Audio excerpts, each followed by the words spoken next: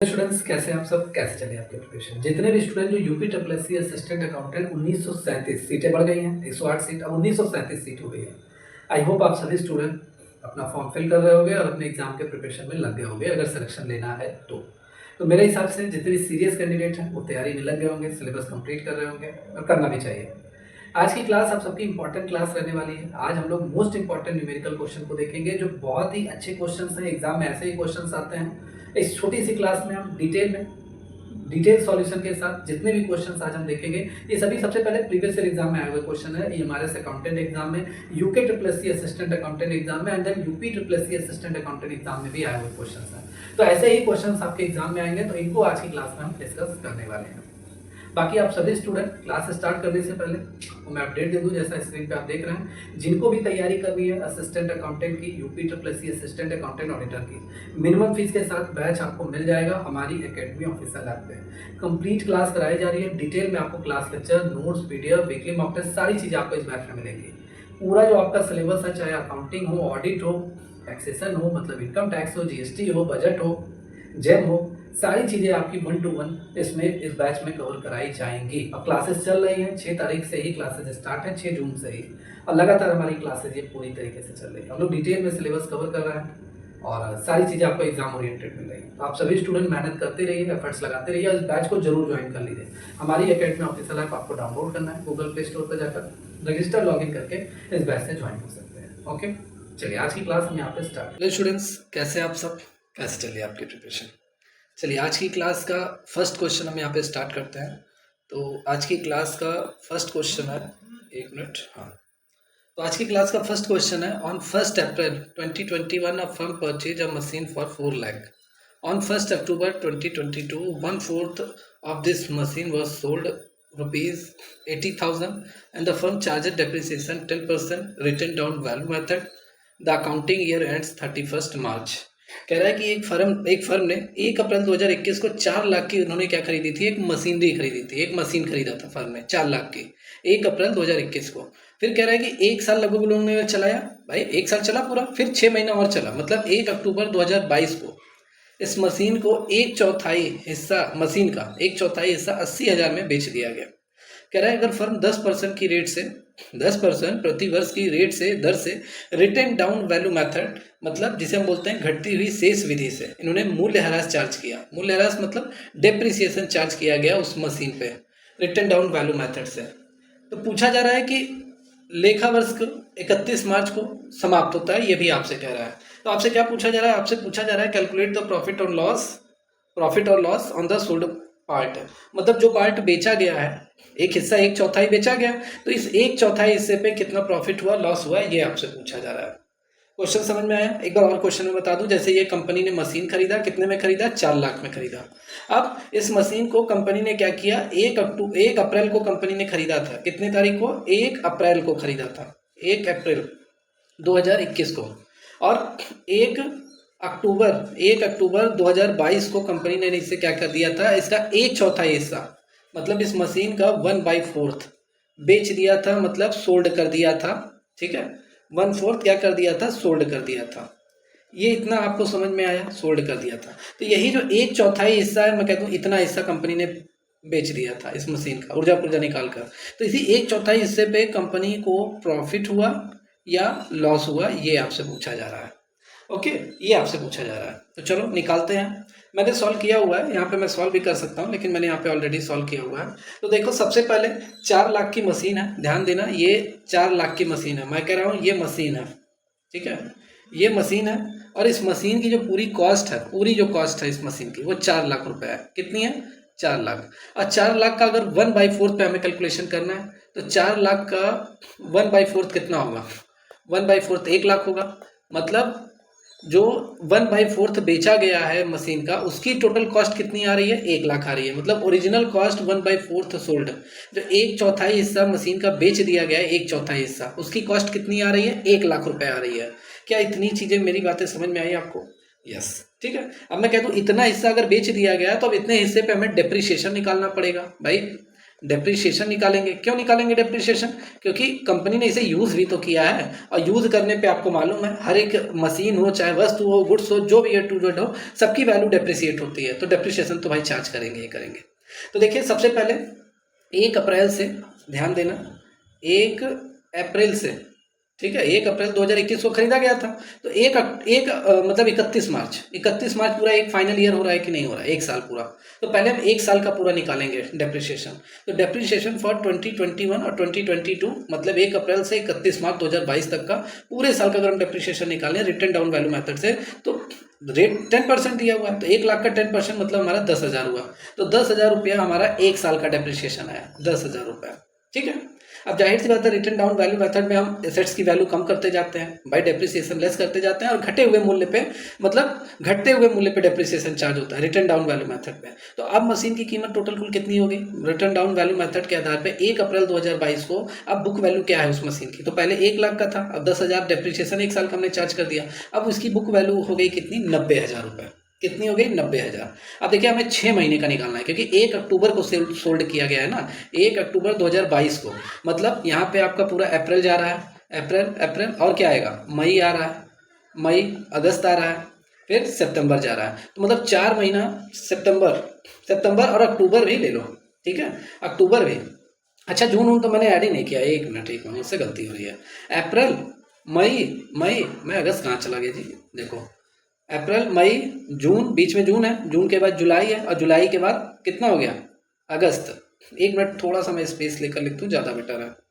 देखो ये 2022 को सोल्ड किया गया, तो एक यहाँ पे अप्रैल है, अप्रैल मंथ यूज़ किया गया, अप्रैल के बाद फिर मई यूज़ किया गया, मई के बाद जून यूज़ किया गया 1 महीना, फिर जुलाई भी यूज़ किया कंपनी ने, फिर अगस्त भी कंपनी ने यूज़ किया, और सितंबर यूज़ किया, और फिर 1, 2, 3, 4, 5, 6 महीने बाद 1 अक्टूबर 2022 को कंपनी ने सोल्ड कर दिया। कितना? 1/4 पार्ट सोल्ड कर दिया। तो 6 महीने का डेप्रिसिएशन हम और निकालेंगे जी, 6 महीने और भी यूज़ किया गया है इस मशीन को, तो 90,000 पे हमें 6% अब निकालना है। इतनी बातें समझ में आ रही है? तो 90,000 पे भाई 6 ही महीने का हम निकालेंगे, अप्रैल से सितंबर तक का, तो 10% हमारा लगेगा। 6 महीने के लिए 6/12 करते हैं, ये सारी चीज़ें आपको मालूम है। तो यहाँ पे हम निकालेंगे, तो ये 90,000 गुणे 10/100 गुणे 6/12, तो 0, 0, 0, 0, 6 2 जा, और 2 से इसको कैंसिल करोगे तो 4,500 आएगा, 4,500। तो मतलब अब बुक वैल्यू कितनी हो गई उस मशीन की? तो 90,000 तक तो था, 6 महीने का और डेप्रिसिएशन लेस कर दो, अब जो बुक वैल्यू है वो 85,500 रुपये, 85,500 है। ये जो मशीन है इसका 1/4 का मैं कैलकुलेशन कर रहा हूँ, क्योंकि इसी पे हमें पूरा बताना है इसको प्रॉफिट हुआ कि लॉस हुआ फर्म को। तो 1/4 जो मशीन है इसकी जो अब बुक वैल्यू है वो 85,500 हो गई, ठीक है। अब कितने में सेल किया गया? इसकी बुक वैल्यू तो भैया 1 अक्टूबर, मतलब 1 अक्टूबर 2022 तक 85,500 है, और जो सोल्ड किया गया है वो 80,000 में सेल किया गया है। अब बताइए यहाँ पे प्रॉफिट हुआ कि लॉस हुआ? प्रॉफिट या लॉस हुआ, आप ही बता सकते हैं। देखिए 85,500, 80,000 है, तो मतलब कम में बेचा गया है, तो लॉस ही तो होगा, तो लॉस हुआ है फर्म को।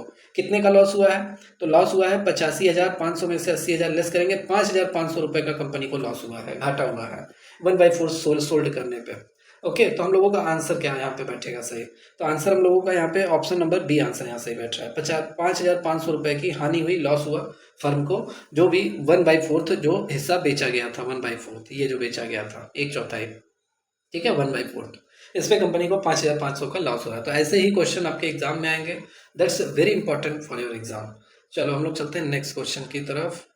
नेक्स्ट क्वेश्चन क्या कह रहा है? ये काफ़ी अच्छा क्वेश्चन है और बहुत इंपॉर्टेंट क्वेश्चन है, इसको समझो पहले। क्वेश्चन ये क्या कह रहा है, थोड़ा मैं कलर यहाँ पे अपना चेंज कर लूँ, ये सही है, ब्लैक।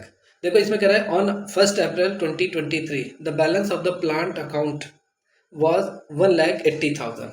ओके, तो क्वेश्चन क्या है? क्वेश्चन कह रहा है इसमें कि कंपनी ने क्या किया, 1 अप्रैल 2023 को कंपनी ने एक प्लांट लगाया जिसकी जो कीमत है, बैलेंस है प्लांट अकाउंट का, मतलब जो प्लांट अकाउंट का जो बैलेंस है वो 1,80,000 था। कितना था? 1,80,000 उसकी कीमत थी, ठीक है, उसका बैलेंस। अब यहाँ पे कह रहा है कि इस दिन प्रबंधन ने मूल्यह्रास पद्धति straight line method, SLM method 10% सीधी रेखा विधि से बदलकर WDV मतलब return down value method 15% depreciation charge करने का निर्णय लिया गया। और कह रहा है कि If the plant was purchased 1st April 2021, 2,50,000, the changes is to be applied with retrospective effect. What will be the additional salt depreciation amount to be adjusted in the profit and loss account? कह रहा है अगर plant 1 अप्रैल 2021 को 2.5 लाख में खरीदा गया था तो रेट्रोस्पेक्टिव इफेक्ट प्रभाव से लागू किया जाना है, तो प्रॉफिट एंड लॉस अकाउंट में एडजस्ट की जाने वाली अतिरिक्त मतलब एडिशनल या कम मूल्य राशि क्या होगी। ओके, तो ये रहा आपका क्वेश्चन। अब मैं क्वेश्चन थोड़ा अपने लैंग्वेज में बता दूं, समझ में नहीं आया होगा आपको क्योंकि ये बहुत अच्छा सा क्वेश्चन है। कह रहा है कि 1 अप्रैल 2023 को कंपनी ने फैसला लिया कि जो प्लांट है अब उस पर डेप्रिसिएशन, ठीक है, डेप्रिसिएशन मेथड बदल दिया जाए। पहले डेप्रिसिएशन मेथड SLM मेथड लगता था, लेकिन अब कंपनी ने डिसीजन लिया है कि रिटर्न डाउन वैल्यू मेथड हम लोग चार्ज करेंगे। ठीक है, रिटर्न डाउन वैल्यू मेथड। पहले जहां 10% स्ट्रेट लाइन मेथड से चार्ज हो रहा था डेप्रिसिएशन इस प्लांट पे, इस मशीन पे, अब 15% चार्ज करने का डिसीजन लिया गया है कंपनी द्वारा। और फिर ये भी साथ में कहा गया है कि ये जो प्लांट है इसे कितने में खरीदा गया था, इसे 2,50,000 में खरीदा गया था। कब? 1 अप्रैल 2021 को।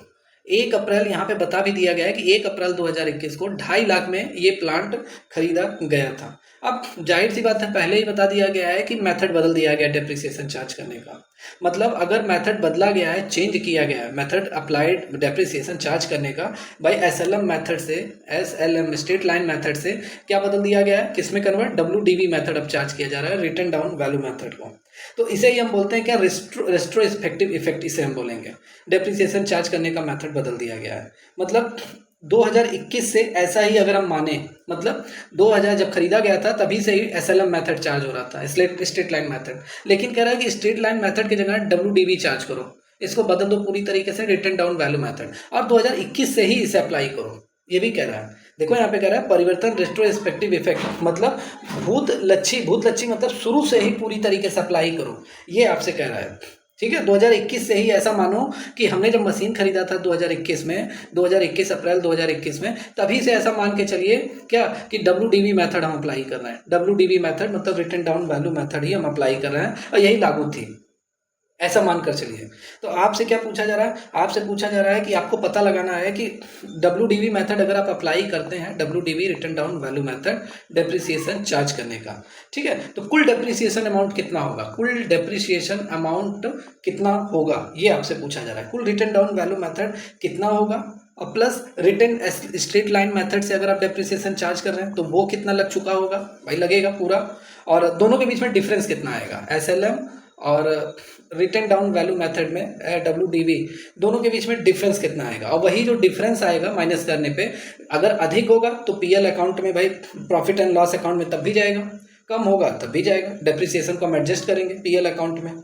ठीक है, तो ये हमसे पूछा जा रहा है। मतलब मेथड बदलने के कारण डेप्रिसिएशन, मतलब मेथड अगर आपने बदल दिया तो डेप्रिसिएशन बदलने, मतलब मेथड बदलने के कारण डेप्रिसिएशन ज़्यादा लगेगा, ज़्यादा मतलब एडिशनल, देखो यहाँ पे लिखा हुआ है कहीं, ये देखो लिखा हुआ है ना एडिशनल, या डेप्रिसिएशन कम होगा, या डेप्रिसिएशन अमाउंट कम आएगा। ठीक है, मतलब शॉर्ट, यही आपको निकालना है। और इसे हम कहाँ एडजस्ट करेंगे, PL अकाउंट में हम एडजस्ट करेंगे, प्रॉफिट एंड लॉस अकाउंट में।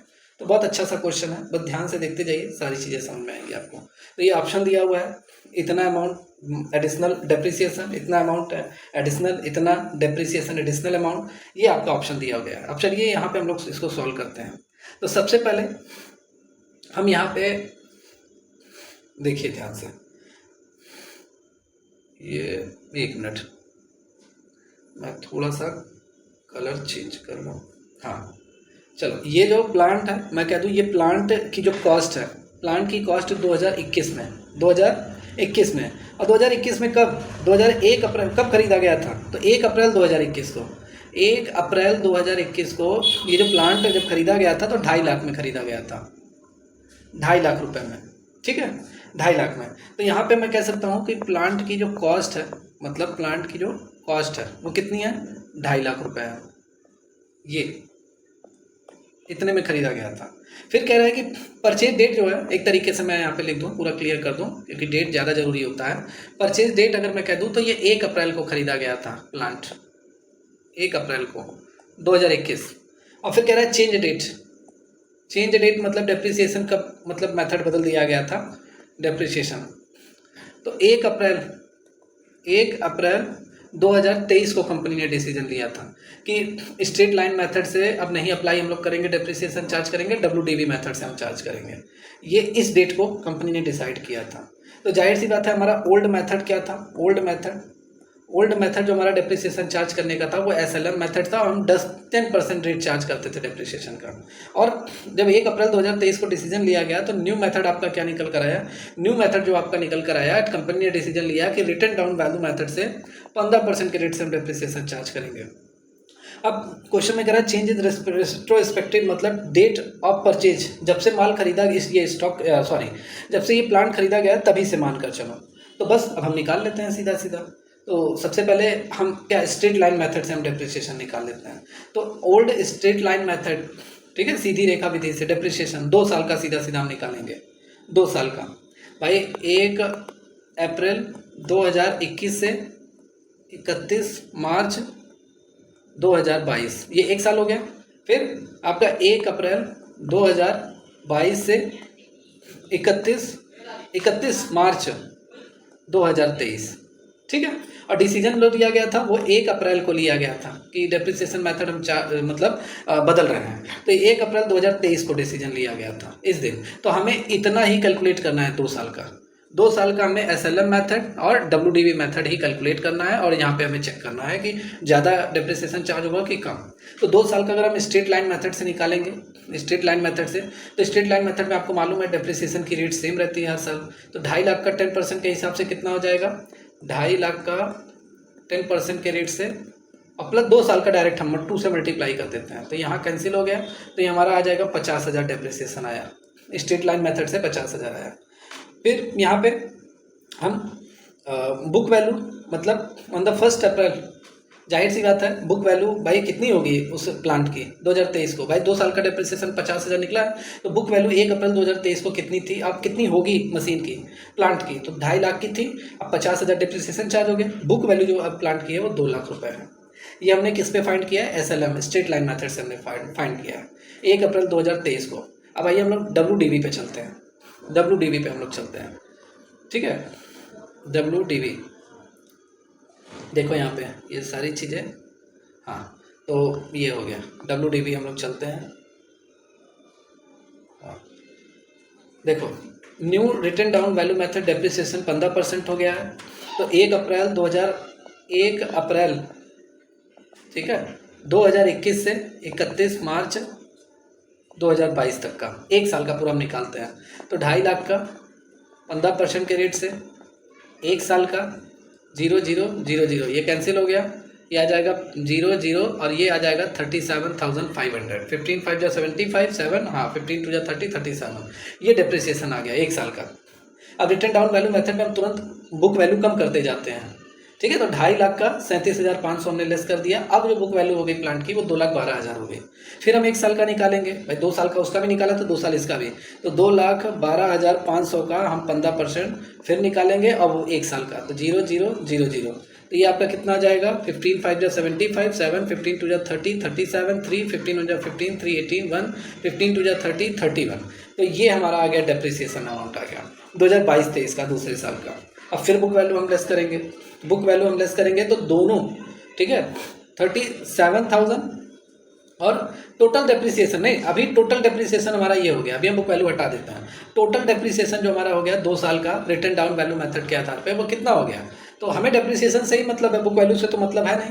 तो ये आपका दूसरे साल का हो गया और ये आपका पहले साल का हो गया। तो दोनों साल का मिला के 69,375 क्या आ रहा है, सही ऐड करने पे 37, ये हो गया 875 5 7 8 5 13 7 1 8 9 और 336, हाँ सही आ रहा है। तो ये 2 साल का डेप्रिसिएशन हो गया WDV मेथड से एट द रेट 15% के हिसाब से। क्लियर, ये 2 साल का इसका हो गया। और SLM मेथड का कितना था, SLM मेथड का एट द रेट 10% के हिसाब से 2 साल का कितना था, 50,000 था। 50,000 का हम लोगों ने निकाला, ओके। तो यहाँ पे मतलब एडिशनल डेप्रिसिएशन कितना हो रहा है, तो जाहिर बात है ये 69,375 है और स्ट्रेट लाइन मेथड से 50,000 आ रहा है, तो 19,375 ये अतिरिक्त राशि एडिशनल डेप्रिसिएशन अमाउंट हमारा निकल कर आ रहा है। अगर WDV कंपनी ने अप्लाई किया है on the behalf of straight line method, तो एडिशनल डेप्रिसिएशन जो निकल कर आ रहा है वो 19,375 निकल कर आ रहा है। ओके, तो यही हमें निकालना था, यही हमें बेसिकली फाइंड करना था। देख लो यहाँ पे क्या कह रहा है, यहाँ पे वही कह रहा है कि प्रॉफिट एंड लॉस अकाउंट में समायोजित की जाने वाली अतिरिक्त या कम मूल्य ह्रास राशि क्या होगी। मतलब आपका यहाँ पे कह रहा है कि what will be the additional और short depreciation amount to be adjusted in the profit and loss account. तो हमारा ए आंसर यहाँ पे सही बैठ रहा है। तो मेरे हिसाब से मेरे सभी स्टूडेंट को समझ में आ गया होगा। ये बहुत अच्छा क्वेश्चन है, प्यारा क्वेश्चन है। ऐसे ही क्वेश्चन आपके एग्जाम में आएंगे, ऐसे ही क्वेश्चन आपके एग्जाम में आएंगे।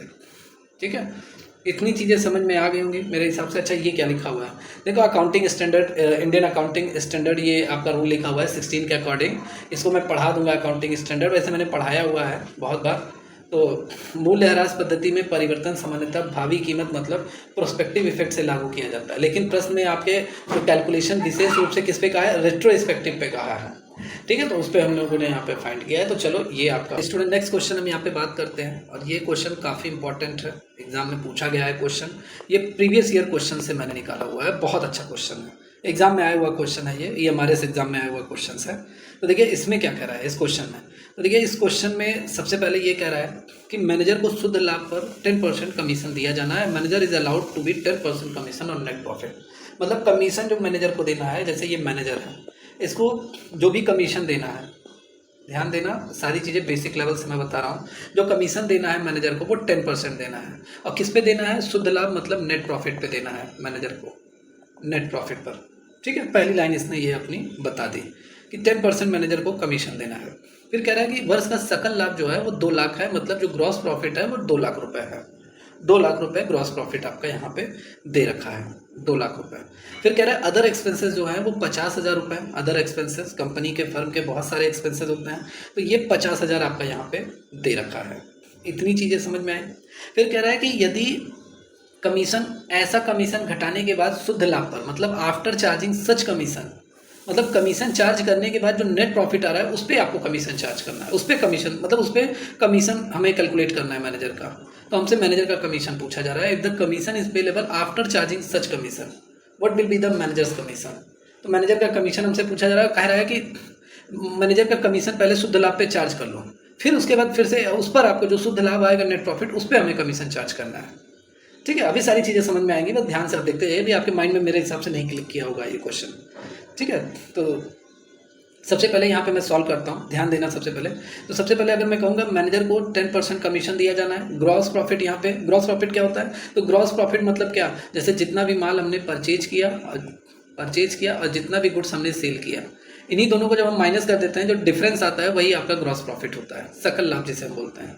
और जो नेट, यहाँ पे नेट प्रॉफिट भी दिया है क्वेश्चन में, ये दिया है नेट प्रॉफिट। नेट प्रॉफिट क्या होता है, जब हम ग्रॉस प्रॉफिट में से हम क्या लेस कर देते हैं, अदर एक्सपेंसेस, जितने भी कंपनी के अदर एक्सपेंसेस, जैसे एम्प्लॉय की सैलरी, रेंट का किराया, बिजली बिल, सारा खर्च कर माइनस कर देते हैं सभी खर्चों को, तो हमारा नेट प्रॉफिट निकल कर आता है। तो ये 2 कॉन्सेप्ट आपके माइंड में क्लियर होना चाहिए। ओके, तो चलो सबसे पहले हम यहाँ पे निकालते हैं क्या, सबसे पहले हम नेट प्रॉफिट निकालते हैं। नेट प्रॉफिट हमारा कितना होगा, तो नेट प्रॉफिट मतलब ग्रॉस प्रॉफिट में से हम अदर एक्सपेंसेस को माइनस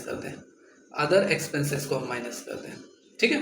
तो ग्रॉस प्रॉफिट हमारा 2 लाख है, अदर एक्सपेंसेस हमारा 50,000 है, 1,50,000 हो गया। ये हमारा नेट प्रॉफिट निकल कर आया। ठीक है, नेट प्रॉफिट हमारा ये निकल कर आया। इसको हम क्या बोल सकते हैं, इसको हम बोल सकते हैं कमीशन से पहले शुद्ध लाभ। मतलब इसको हम एक लाइन में और भी, अभी हमने कमीशन मैनेजर का चार्ज किया नहीं है, तो हम इसको बोल सकते हैं कि कमीशन से पहले ये क्या है, पहले ये शुद्ध लाभ है। शुद्ध लाभ मतलब नेट प्रॉफिट, कमीशन से पहले का ये नेट प्रॉफिट है। अभी हमने मैनेजर का कमीशन कुछ भी नहीं निकाला है, कमीशन से पहले ये नेट प्रॉफिट आपका है। ठीक है, कमीशन से पहले नेट प्रॉफिट। अब यहाँ पे क्वेश्चन में देखो बोल रहा है, इतना तो हमने निकाल लिया। अब यहाँ पे चलो, ये लाइन बहुत इंपॉर्टेंट है, कह रहा है if the commission is payable after charging such commission, मतलब इसी नेट प्रॉफिट पे कमीशन चार्ज करो और फिर जो आएगा चार्ज करने के बाद उस पर आपको कमीशन निकालना है, उस पर आपको 10% कमीशन निकालना है। ठीक है, उस पर आपको 10% कमीशन आपको निकालना है। ओके, तो चलो यहाँ पे हम निकालते हैं। तो सबसे पहले जैसे कह रहा है कि कमीशन घटाने के बाद, ऐसा कमीशन घटाने के बाद शुद्ध लाभ पर, तो यहाँ पे थोड़ा सा मैं बता दूँ, जैसे कमीशन यहाँ पे मैं अपने अकॉर्डिंग अप करता हूँ। जैसे मैंने माना कमीशन, ध्यान देना, पूरा बेसिक लेवल से मैं बता रहा हूँ, अभी फार्मूले पे भी मैं बताऊँगा। माना मैंने कि कमीशन 100 रुपया है मैनेजर का, तो जाहिर सी बात है कमीशन से पहले प्रॉफिट आपका कितना रहा होगा। कमीशन से पहले जो नेट प्रॉफिट था, शुद्ध लाभ था फर्म का, नेट प्रॉफिट वो कितना था 1,50,000। भाई अभी हम लोगों ने निकाला 2 लाख में से 50,000 लेस कर दिया, ठीक है। तो कमीशन देने के बाद अब कितना प्रॉफिट होगा, हम कमीशन दे रहे हैं मैनेजर को, नेट प्रॉफिट हमारा ये निकल कर आया है, नेट प्रॉफिट कमीशन देने से पहले। तो हम कमीशन दे देते हैं मैनेजर को। कमीशन देने के बाद हमारा क्या होगा, कमीशन देने के बाद प्रॉफिट क्या होगा, प्रॉफिट मतलब नेट प्रॉफिट हमारा क्या होगा, नेट प्रॉफिट, ठीक है। तो कमीशन हम दे देते हैं, 1,50,000 में 100 रुपया माइनस कर दो, मैनेजर को हमने कमीशन दे दिया, कमीशन हमने दे दिया उसको। तो जाहिर सी बात है अब हमारा नेट प्रॉफिट कितना होगा, तो 1,50,000 में हमने मैनेजर को कमीशन दे दिया 100 रुपया। तो अब इसको हम लेस करेंगे तो हमारा ये नेट प्रॉफिट, जैसे मैं कह दूँ 20,000 मैंने मैनेजर को कमीशन दिया, तो अब हमारा नेट प्रॉफिट कितना होगा, 1,50,000 में से 20,000 लेस करेंगे, तभी तो हमें पता चलेगा कि 1,30,000 हमारा अब टोटल नेट प्रॉफिट हमारा बन रहा है। टोटल नेट प्रॉफिट अब हमारा इतना ही तो बन रहा है, तो ऐसे ही तो पता चलेगा। तो मतलब हमने मैनेजर को कमीशन दे दिया। अब कमीशन चार्ज करने के बाद देखो वही लाइन है, कमीशन इज पेलेबल, हमने कमीशन पे कर दिया। अब पे करने के बाद देखो आफ्टर चार्जिंग सच कमीशन, मतलब इस कमीशन को चार्ज करने के बाद आपसे पूछा जा रहा है what will be the manager commission. तो मैनेजर का कमीशन क्या होगा, मतलब कमीशन घटाने के बाद जो शुद्ध लाभ आ रहा है उस पर हमसे चार्ज करने के लिए बोल रहा है मैनेजर का कमीशन। समझ में आया आप सभी को, ठीक है। अब हमसे यही क्वेश्चन में बोल रहा है कि कमीशन आप निकालिए बचे हुए प्रॉफिट का 10%, बचे हुए प्रॉफिट का ऑफ मतलब 10%, ठीक है। मैनेजर को शुद्ध लाभ पे 10% कमीशन दिया जा रहा है, तो वही है आपका। तो बचा हुआ प्रॉफिट हमारा कितना है, 1,50,000 में से हमने x माइनस किया था और इस पर हमें 10% हमें निकालना है। और ये कमीशन हमने 100 रुपया माना है, तो ये x हो जाएगा, 0 से 0 कैंसिल, 10 को हम इधर बुला लेते हैं, 10x हो गया, ये 15,000 हो गया, सॉरी 1,50,000 हो गया, माइनस x हो गया, माइनस x इधर आएगा ऐड होगा तो ये कितना हो जाएगा 11x हो जाएगा, और ये 1,50,000 ही रहेगा आपका। अब जाहिर सी बात है यहाँ पे हम सॉल्व कर देते हैं, 1,50,000 को हम 11 से डिवाइड करेंगे तो 13,636 रुपये आपका टोटल आएगा। 11 बन जाए 11, 4 0, 11 3 जा 33, 7 0, 11 6 जा, ये आपका टोटल आएगा। तो ये मैनेजर का कमीशन आपका बन रहा है, ये मैनेजर का आपका कमीशन बन रहा है। तो हमारा आंसर जो सही होगा वो बी आंसर हमारा यहाँ पे सही होगा। समझ में आया, ये सारी चीज़ें मेरे हिसाब से अब समझ में आ गई होगी आप सभी स्टूडेंट को, ओके या। अच्छा फार्मूला बेस पे कैसे निकलता है, तो फार्मूला बेस पे भी मैं ज़रा बता दूं। तो फार्मूला बेस पे आपका देखिए यहाँ पे मैंने लिखा हुआ है फार्मूला बेस पे, एक लाइन में फार्मूला बेस पे। तो जब क्वेश्चन में आपसे बोलेगा आफ्टर और क्या, जब क्वेश्चन में आपसे बोलेगा आफ्टर, यहाँ पे देखो लिखा हुआ है, जब क्वेश्चन में आपसे बोलेगा आफ्टर चार्जिंग सच कमीशन, अगर ये लिख कर आएगा तब आपका जो फॉर्मूला हो जाएगा वो आपका हो जाएगा नेट। यहाँ पे देखो ये फार्मूला है, ये है, ठीक है। When commission is payable after charging such commission, अगर ये क्वेश्चन में लिख कर आएगा तब आपका जो फार्मूला होगा manager commission is equal to net profit मतलब before charging such commission, before commission into rate upon 100 plus rate, मतलब नेट